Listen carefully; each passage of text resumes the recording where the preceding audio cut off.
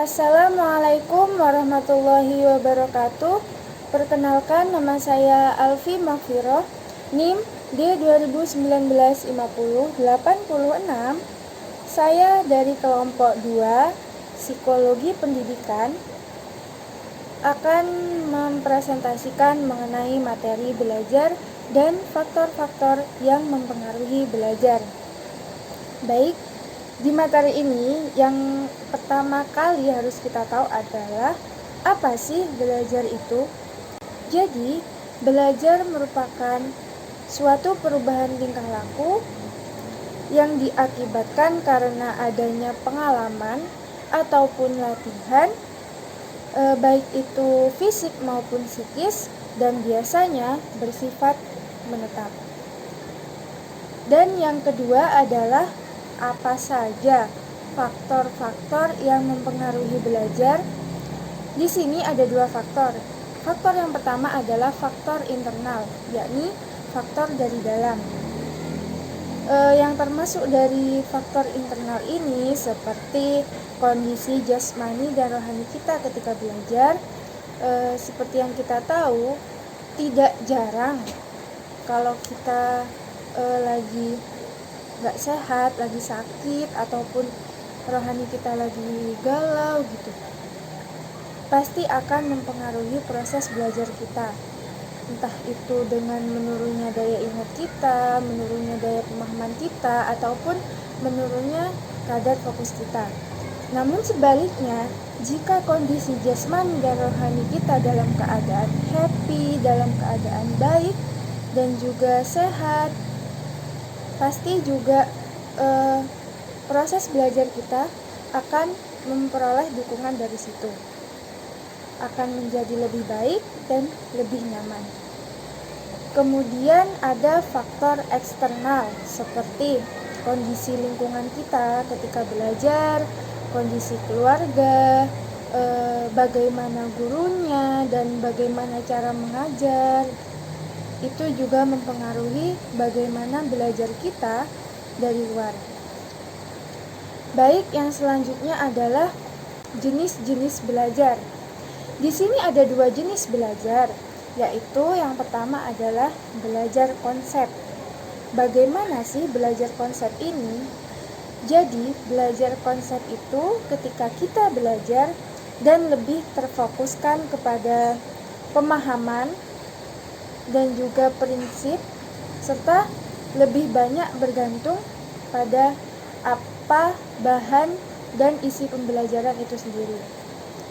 Sedangkan jika belajar proses, ini jenis belajar yang kedua, belajar proses.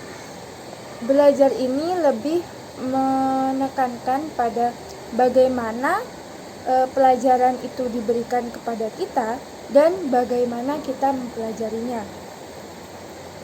Dan yang selanjutnya yaitu aktivitas belajar. Aktivitas belajar merupakan kegiatan atau tindakan fisik maupun mental yang dilakukan oleh individu untuk membangun pengetahuan dan keterampilan yang ada pada diri individu itu sendiri. Dan golongan aktivitas belajar ini ada 7. Yang akan saya sampaikan di sini ada 7. Golongan yang pertama adalah visual activities. Sudah bisa dipahami dari namanya ya, visual activities. Contohnya itu seperti membaca, memperhatikan. Dan golongan yang kedua adalah oral activities, seperti menyatakan atau ketika kita bertanya, itu termasuk dari golongan oral activities. Dan yang selanjutnya adalah listening activities. Ya, ini adalah kegiatan aktivitas mendengar, seperti kita mendengarkan pidato atau mendengarkan puisi dan mendengarkan yang lainnya ketika kita belajar. Dan yang keempat adalah writing activities, yaitu menulis. Baik itu menulis cerita, menulis laporan, atau menulis karangan. Dan yang keenam adalah motor activities, seperti melakukan eksperimen, kita berkebun, atau yang lainnya. Yang keenam adalah mental activities.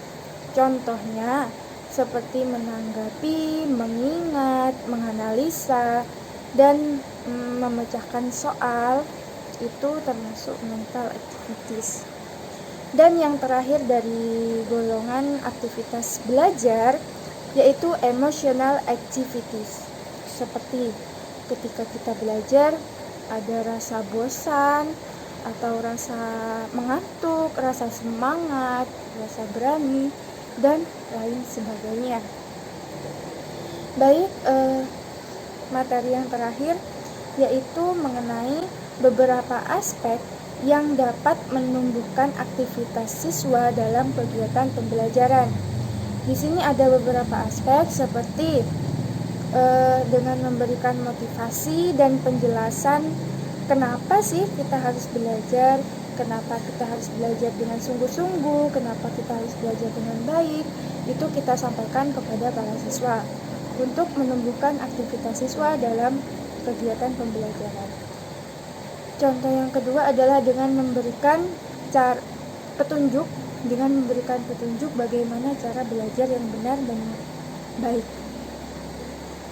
Kemudian yang selanjutnya adalah memberikan feedback pada siswa. Bisa berupa reward atau apapun yang nantinya akan menumbuhkan aktivitas siswa dalam kegiatan pembelajaran. Baik, mungkin cukup itu saja yang dapat saya sampaikan. Kurang lebihnya mohon maaf. Semoga bisa bermanfaat bagi diri kita dan semuanya. Terima kasih. Wassalamualaikum warahmatullahi wabarakatuh.